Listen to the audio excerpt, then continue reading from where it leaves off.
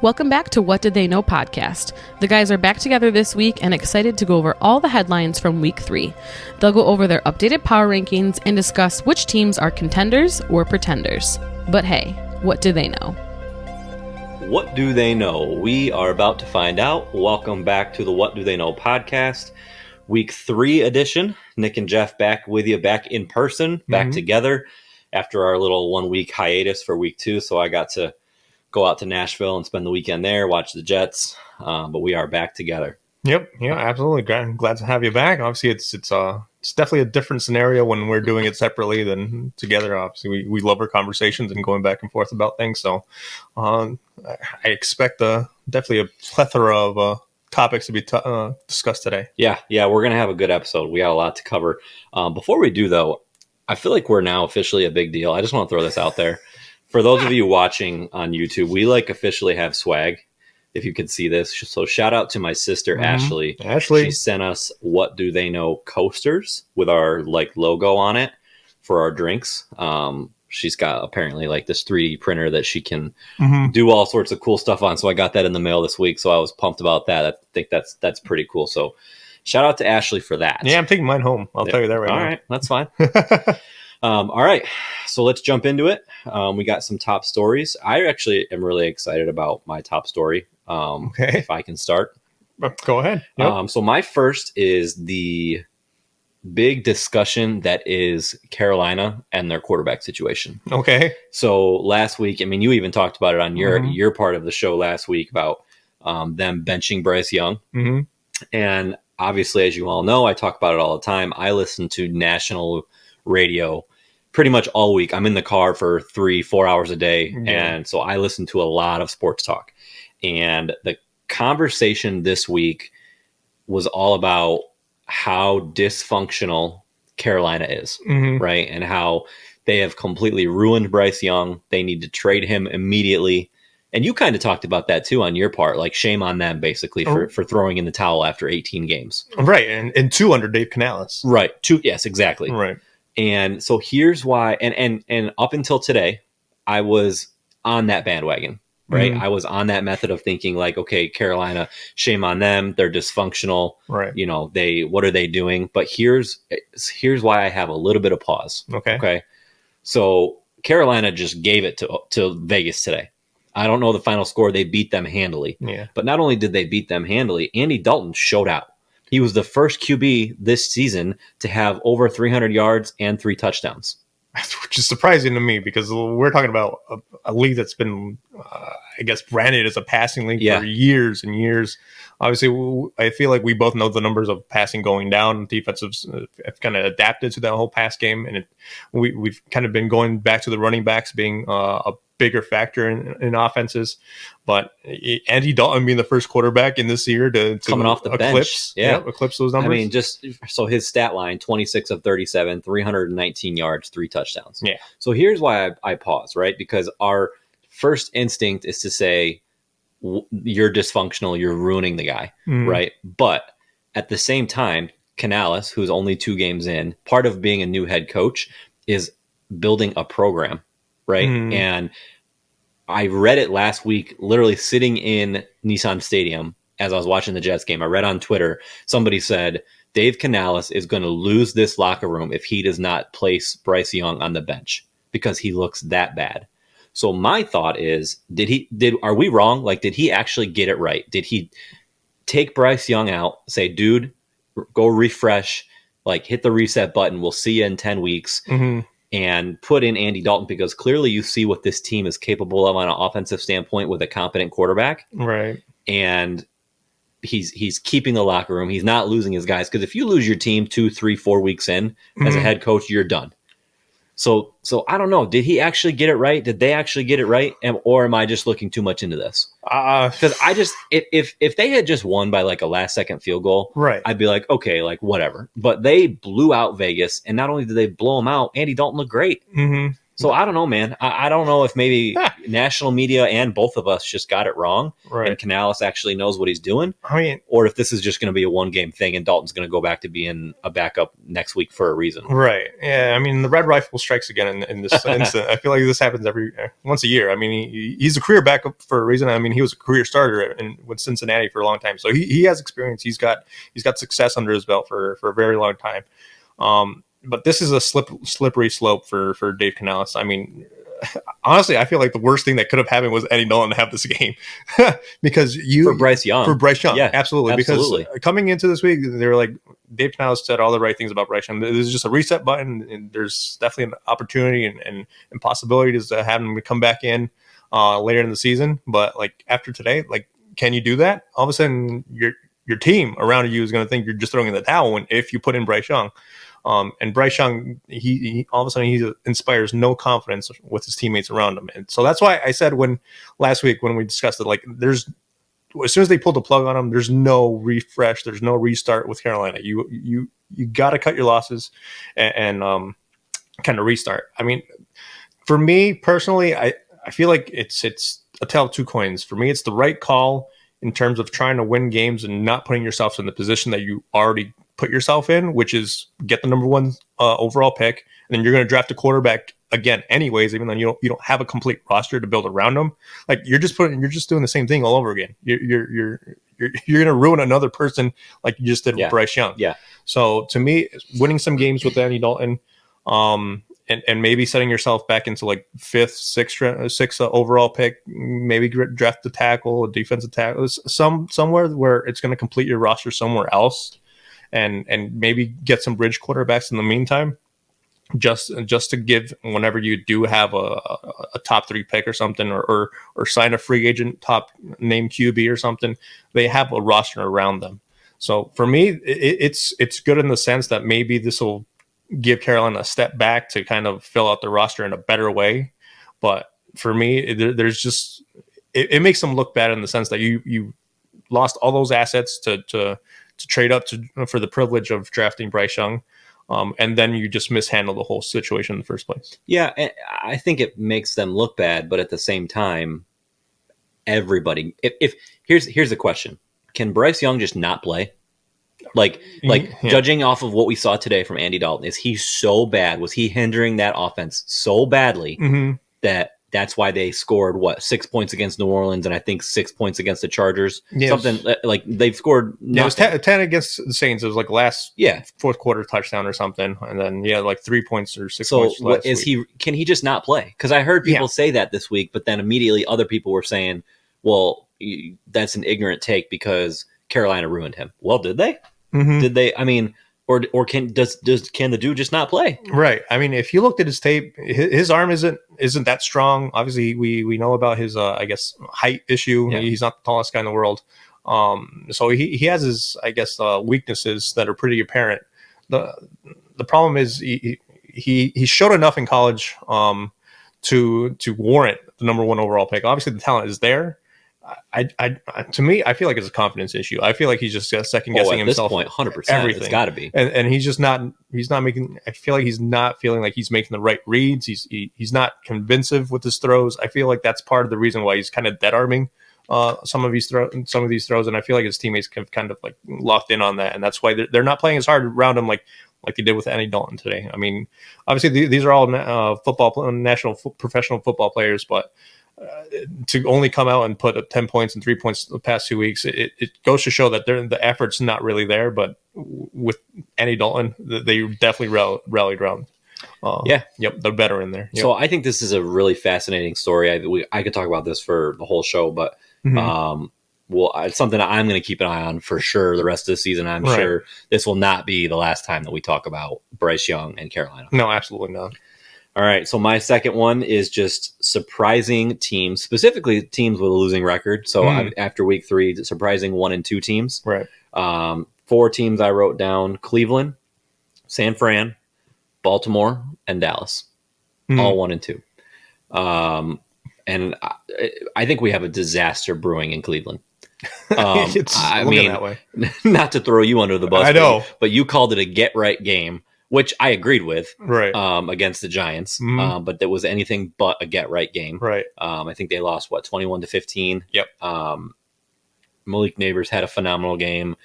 Deshaun Watson continued to not have. I mean, he threw for 2 touchdowns, but one of them came after an immediate fumble by the Giants on a short field. So it's not like he had a sustained drive or anything. Right. I just think they have big problems in Cleveland, and they're probably out of the 4. I mean, I guess you can make a conversation for San Fran, but with their injuries, it's almost an excuse. I think they're the ones that are in the most trouble out of those 4. Yeah, absolutely. And that I had the Browns as my lock this week, so that was kind of disappointing. Obviously, the Giants, we know their issues, how they've had struggles even going into last season.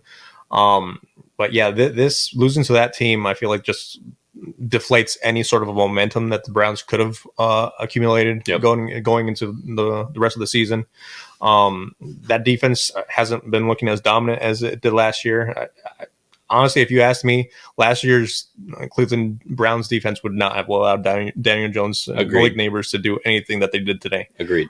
So there's a little hesitance there. Obviously, Deshaun Watson's not the Deshaun Watson that they signed, and every day it becomes more apparent and I guess more depressing that it's not going to reach that level, and it's just it's a wash. It's gonna go down as the worst contract ever. Oh, I don't see how it couldn't. Right. Yeah. Oh, yeah. Absolutely. So. It's sad to see. I mean, Cleveland had all the right pieces, I feel like, and they were just a quarterback away. And I mean, they took their shot in when they traded for Deshaun Watson. They pulled the trigger, and it just didn't work out for them because they have a phenomenal team, in my opinion. They have great talent all around. Deshaun Watson is just not there. It's just not meshing at all. So for me, yeah, they're the biggest one in trouble. Yeah, absolutely. I agree with that. So out of those 4 teams, I'm putting you on the spot. Is there a team or teams that you have faith that can still make the playoffs? Baltimore for sure. That would be my first instinct as well. I feel like they've just had a really rough opponents schedule to start off the season. I mean, they had the Chiefs to start the year. Yep.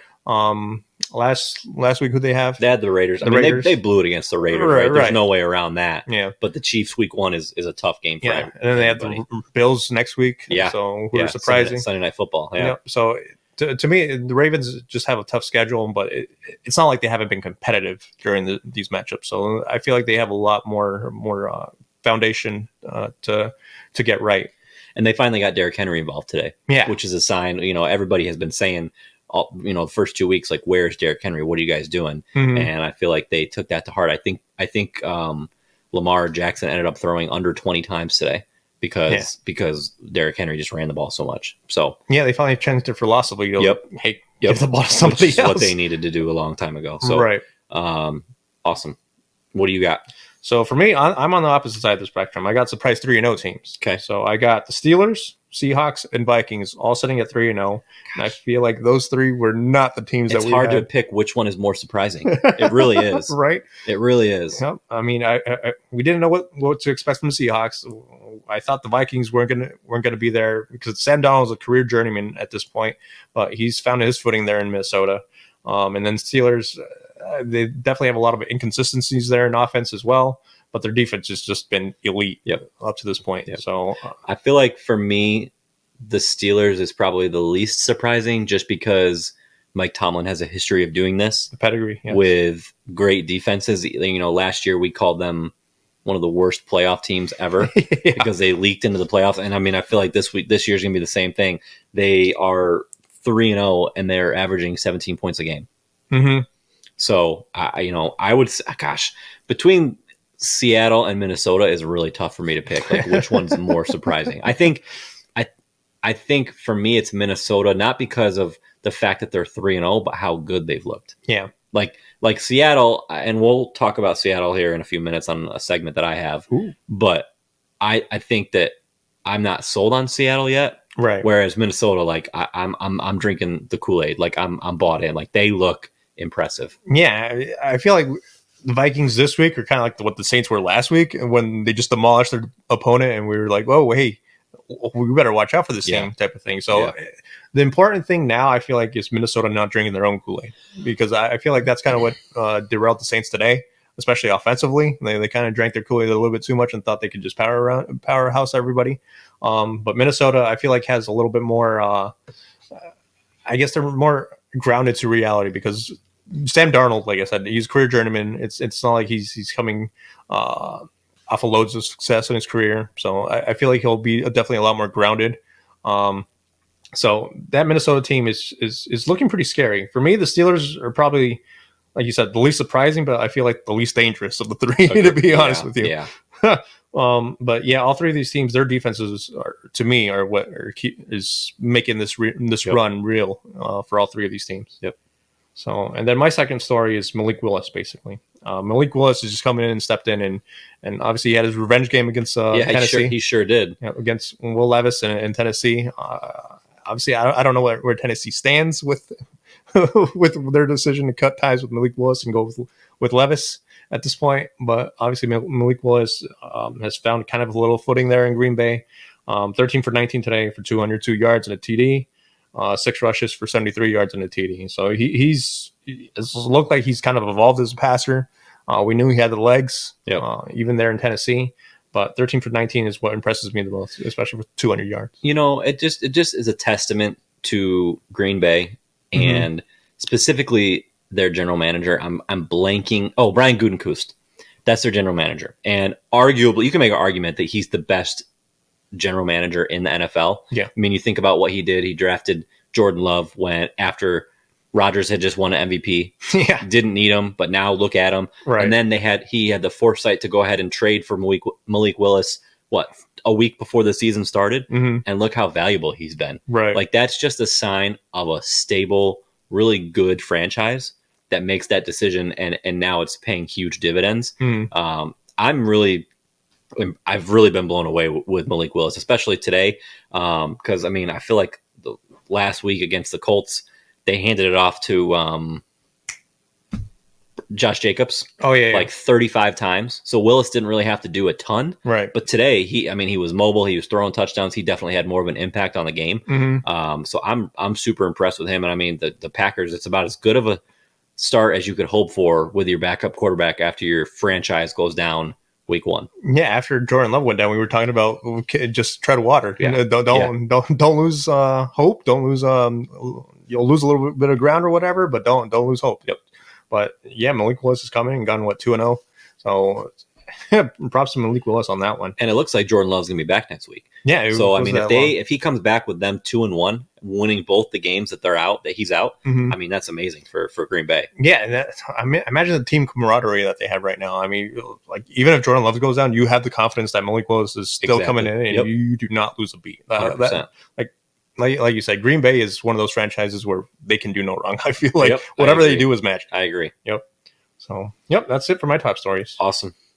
So we will jump in. So Jeff's going to do some overreactions, and then after that, I will do kind of a contender or pretender series on some of the teams with some decent records right now. So go ahead. What's your first one? So my first overreaction is Malik Neighbors will lead the league in receiving yards. Oof. So right now he's basically in the top 5. He's around Justin Jefferson, Chris Godwin, Nico Collins, and Jameson Williams out of Detroit. My biggest thing here is his targets. Obviously, that's what I was going to say. We talked about targets even before the show, and how you weren't a big fan. Like, does he catch the ball or not? Does he like, for me, I'm a big person in target because it means the game plan is focused on him. Yep. And I'm starting to buy in on that. Like I told you, like for me, for the longest time is like, I don't give a crap about targets. Did he catch the ball or not? Right. Because if he didn't catch the ball, it doesn't do me any good from a fantasy football perspective. Like I don't care. Yep. But this week, side note, I purposely kept Amari Cooper in my lineup specifically because of the targets he was getting, and it paid off this week. He had a great week. So, I think Neighbors has a real shot because he's far and away the centerpiece of that offense. Oh, absolutely. Right, where, years past, it used to be Saquon. Mm-hmm. Now it's 1,000% Malik Neighbors. Yep. No question about it. Yep. Like week 1, as his first game, 7 targets. Week 2, 18 targets. Right. 18. That's insane. 18. And this week he had 12. Yeah. So he's definitely the focal point, as you said. What is that? 37 targets in 3 games? 37. Yep. Golly. Yep. So there's no secret that he's the one that they're going to try to get the ball to. I honestly wouldn't be surprised if defenses start focusing their defense around him, and then New York counter kind of makes him like kind of a Deebo Samuel type of receiver where you do some end arounds or something. And he did a couple of those today. Yep. I watched that for the Cleveland game a little bit, and he had a couple of those. Yep, some sweeps and stuff like that. Yeah, Malik Neighbors is definitely here to stay, especially with New York. So for me, New York definitely made the right pick with that one. 100%. Yeah. So to me, it's definitely an interesting conversation to see if he's going to lead the league in receiving yards this year. And then my second one is Sam Darnold will sign the most lucrative deal in the offseason. That's a good one. So that's I think that's a little extreme. Yeah. So I was looking at the 2025 NFL free agent list, and there's a lot of aging wide receivers and defensive linemen, stuff like that. Stephon Diggs, Amari Cooper's one of them. Stuff like that. But like I was looking at the quarterbacks because usually the quarterbacks have the most money to gain, and no one really stood out to me except Sam Darnold, and he's barely going to be 28 next year. Yeah. I mean, I'm so happy for him. Side note, as a Jets fan who just watched the dude just suffer miserably for 3-4 years, like I'm pumped for him. Right. I say the same thing about Geno Smith. It just tells you how dysfunctional the Jets have been up until recently. Yeah. But I mean, I guess that's not an overreaction. I mean, my first instinct was like, that's a little crazy. Right. But I don't know, man. I think that I literally saw a tweet today that said he's the MVP frontrunner. Ooh. Like, I mean, and if that happens, or he even comes close to that for the full extent of the season, not only do I think he's going to get massively paid, I think Minnesota has a real issue on their hands. Oh, with JJ McCarthy. Yes. Yep. Because you don't know what JJ McCarthy is going to be. You will now have seen what you can get out of Sam Darnold, and so far it's looking dang good. Yeah.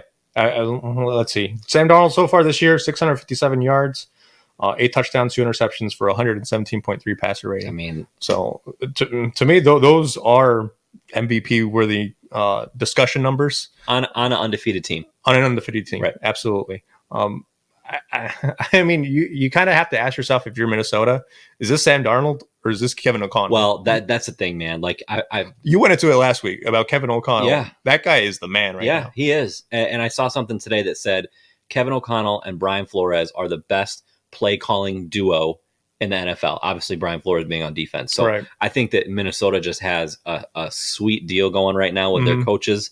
And it brings up a good point. Like, is Darnold going to be the Sam Darnold that we're seeing now if he goes to, let's just say Carolina, right? Right. Or somewhere else that needs a quarterback that maybe doesn't have as a dominant offensive mind?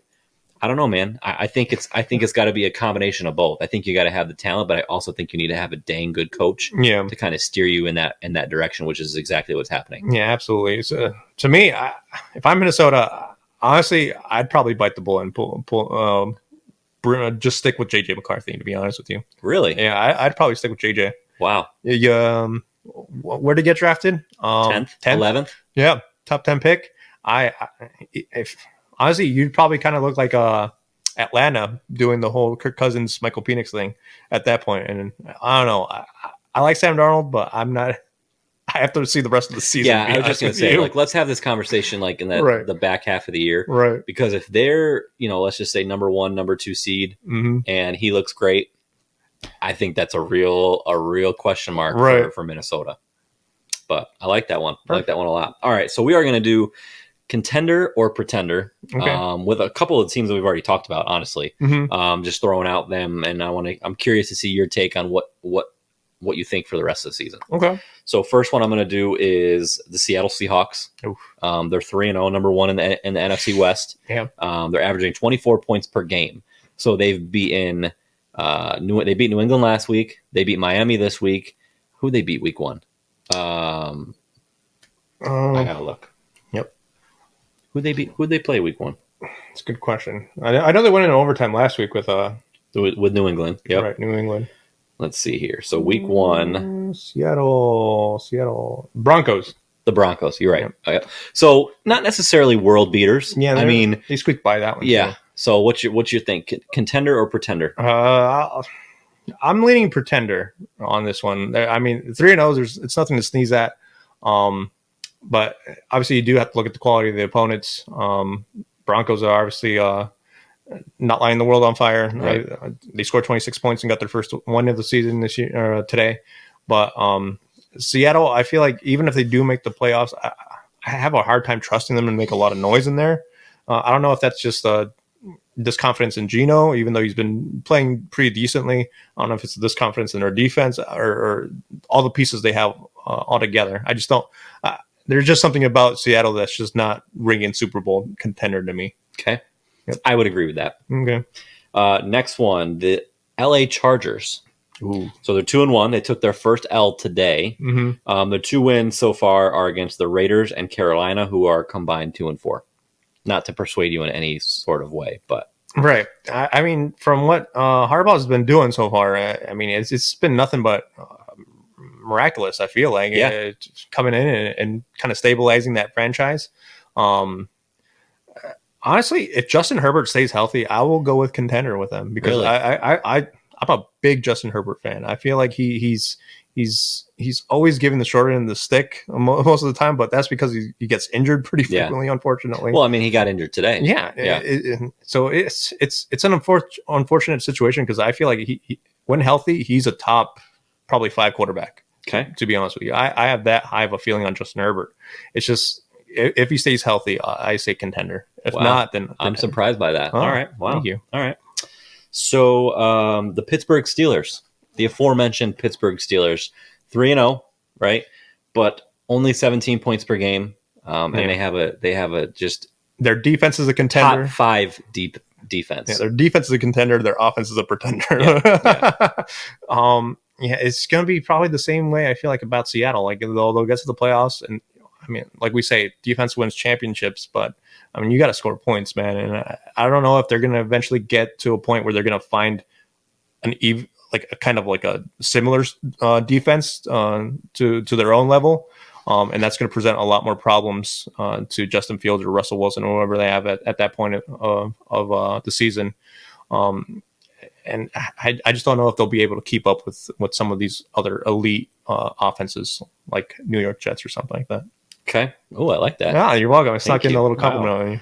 All right. I feel like I know the answer to this one, but the Minnesota Vikings.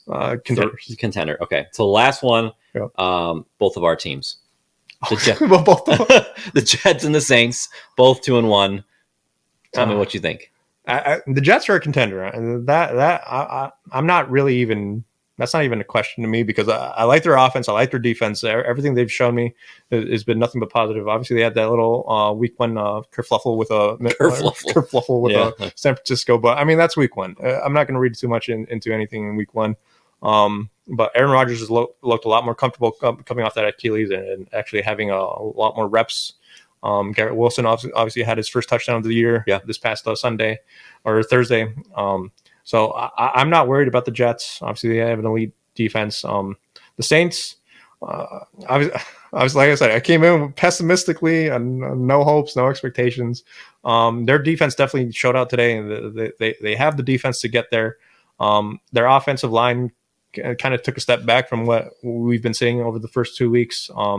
It definitely looked like the offensive line that I had worries about to begin the year. And then Derek Carr, I saw a stat how he's just far and away the worst quarterback under pressure. So he that's not good. Yeah, no, absolutely not. Especially with that offensive line. Yeah. No, he threw a game-sealing interception to when all they needed was a field goal, but he threw it down the field as soon as he got pressured, tossed it up, got intercepted.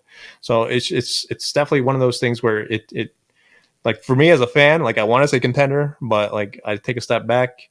And I'm like, man, there's a lot of holes here and there, and this team is going to present this certain challenges to this team in that certain way. And to me, so far, I mean, they've done enough during the first 2 weeks, offensively and defensively, to warrant the contender tag. But I'm definitely cautious about it.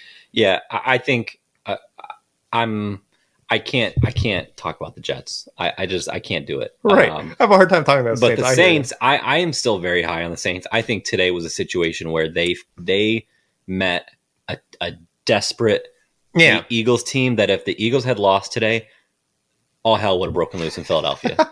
Like I really think that. Yeah. And so I just think it was a matter of it's never good to say the team was more hungry. Yeah. But I think that's just what it comes down to. I really still am not that worried about the Saints. I think after their first 2 weeks, they showed what they're capable of. Right.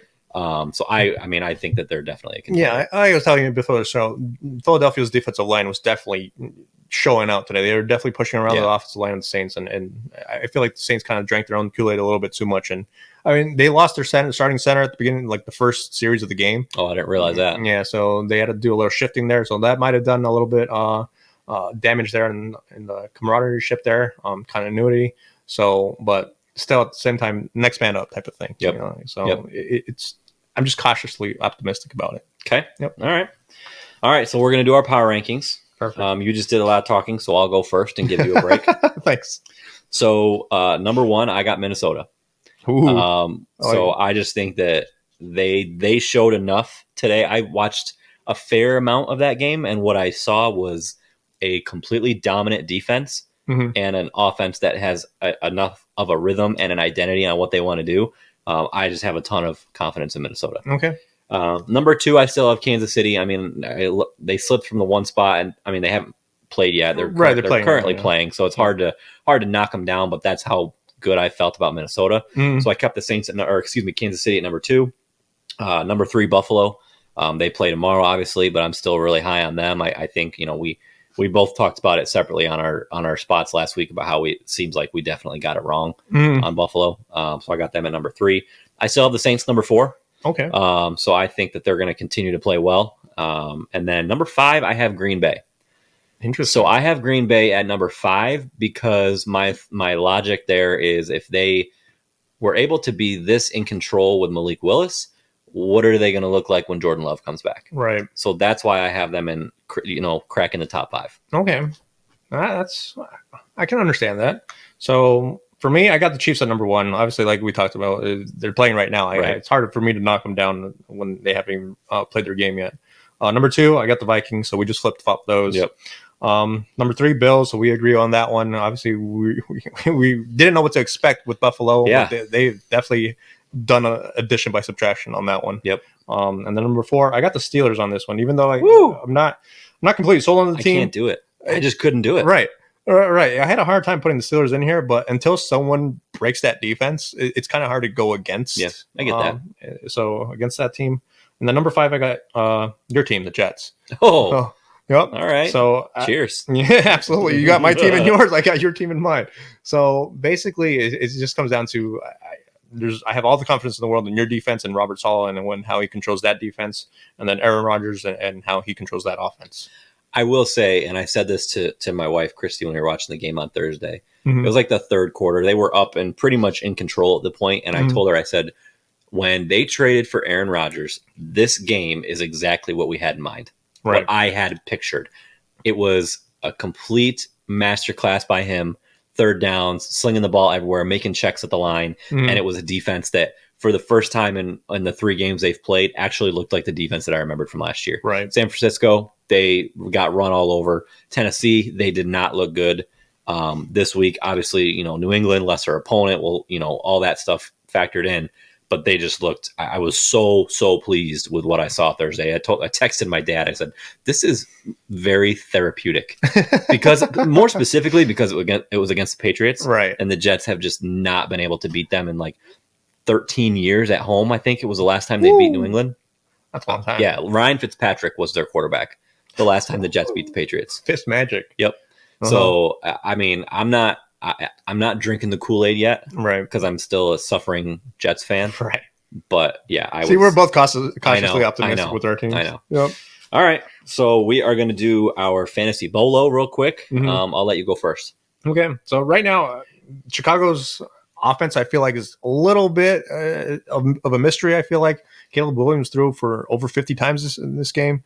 Did he really? Yeah, I think he threw it like 52 times. He played like 30 something passes. I didn't realize that. So obviously your number one overall pick. He's got the talent, but I'm not sure if you want to roll him out and have him throw 50 plus times, especially after we saw how Houston kind of treated that offensive line and kind of pressured Caleb Williams on basically like every pass play he had. So right now they're going to have to look at some sort of way to get that running game going, or whether that's through screens, check downs, anything to get that running game going. But right now they have the DeAndre Swift as the number one, but he's not done much of anything. I mean, today he rushed 13 times for 20 yards and had 2 receptions for 22 yards. So that's just not going to cut it if you're going to try to release some slack from Caleb Williams.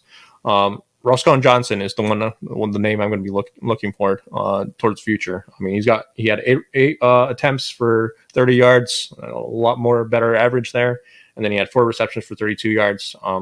Johnson is the younger of the two. I feel like he's the most explosive of the two. So I feel like if they're going to put any less pressure on Caleb Williams and allow him to kind of like breathe a little bit from that offensive line, they're going to have to get Johnson going a little bit better, whether that's screens or checkdowns or anything like that. Yeah, so DeAndre Swift is really curious to me. I was really excited about that pickup for them. I mean, he showed what he can do with Philly last year. Mm-hmm. He was great at running the ball, but he was a dynamic pass catcher. Yep. So I really had high hopes for him this year. Made a concerted effort to draft him as one of my prominent like backup running backs in a lot of my leagues. Right. And to your point, he's just been a dud. Yeah. So I don't know, like, are they just not using him correctly, or is there more to it? I haven't watched enough of Chicago to figure that out. Right. But yeah, I think that the running back situation there is really curious. And if he's throwing the ball 50 times, are your running backs having enough of an opportunity to make an impact? Right. I wonder, see, like you, I haven't seen Chicago in action too much, but if their offensive line is allowing that much pressure on Caleb Williams, I'm wondering how, I guess, of a detriment it is to kind of put the confidence in the running game. Right. Because maybe you just don't have the confidence that they're going to make the push that the running back needs to create holes and bust through there. For me, Roscoe Johnson is just more of the explosive back. He can hit the home run. And I feel like he's probably a little bit of a better pass catcher too than DeAndre Swift, even though DeAndre Swift is a dynamic pass catcher when he's in Philadelphia. So it's definitely something to keep an eye on. But to me, I'd probably roster Roscoe Johnson this week just to see how that situation unfolds. Okay, I like it. Yep. So mine this week is not necessarily a team or a specific player.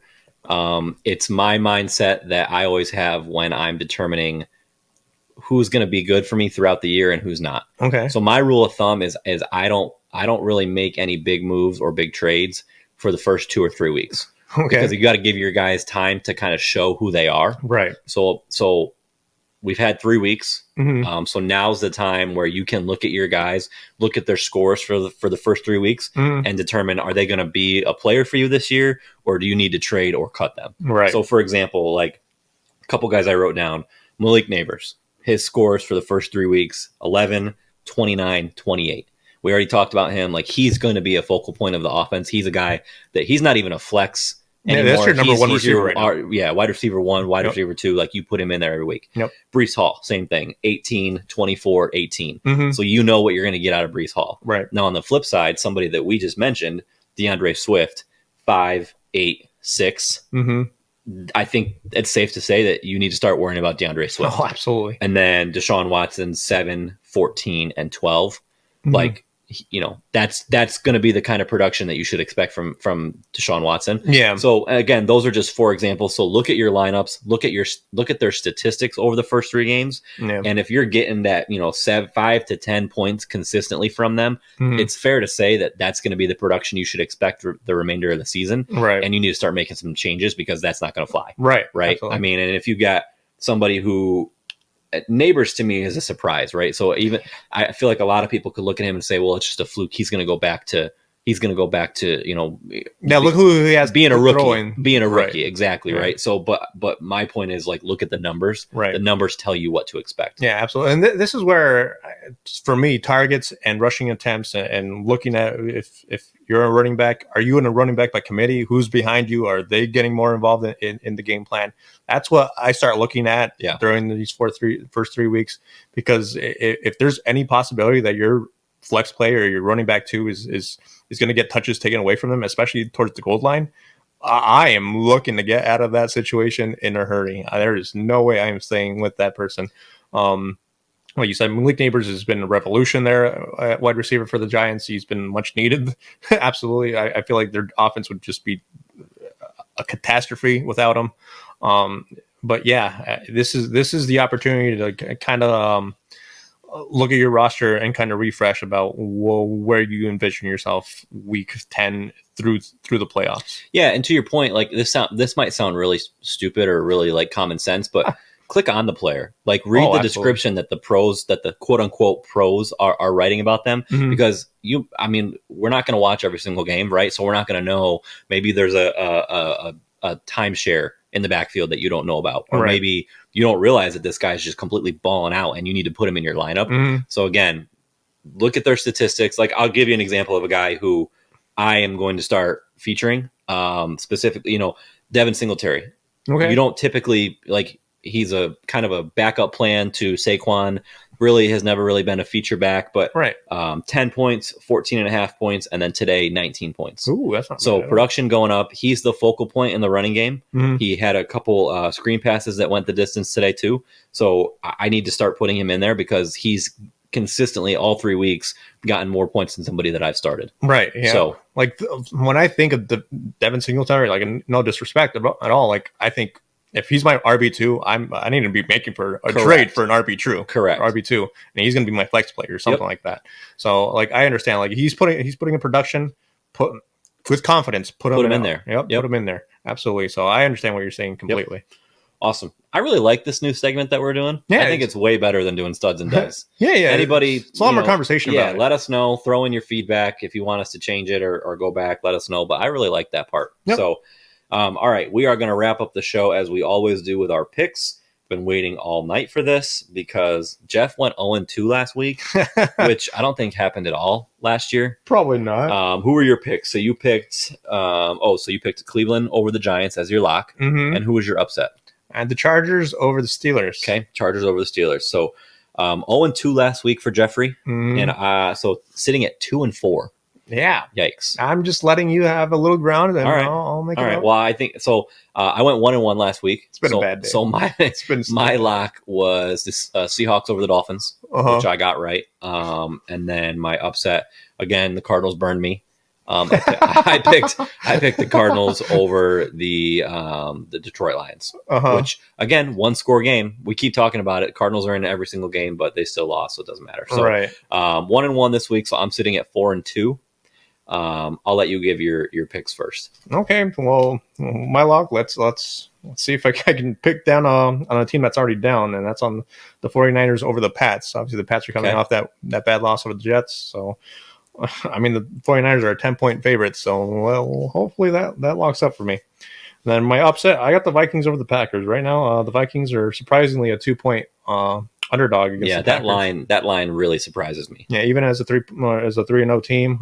Take advantage of it, though. Yep. They're in Green Bay. So Minnesota, I feel like they're definitely inspired after today's performance, and then going into Green Bay, a divisional opponent, definitely no one to take lightly. So I feel like the Vikings won't have a slip-up game. Okay. Yep.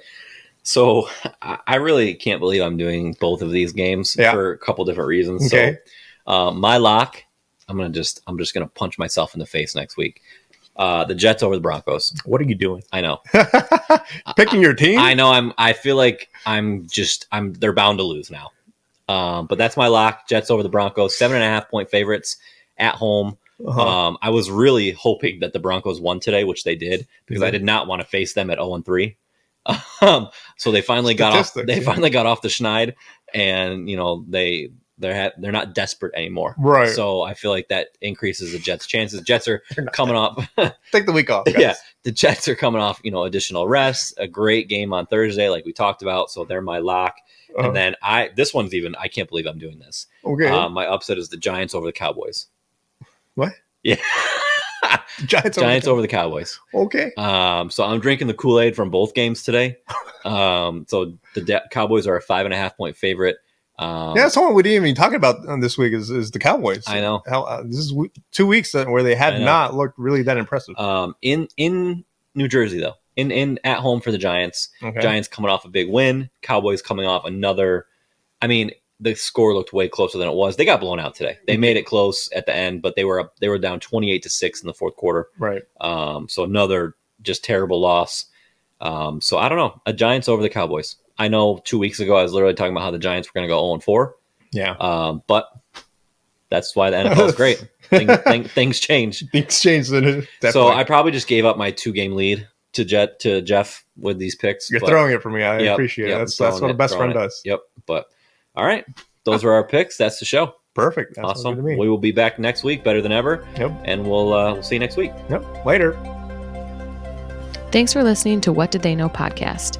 Make sure to follow us on all of our social media outlets to see future episode details. And don't forget to send in any questions or topics that you want to see the guys discuss in their weekly episodes to come.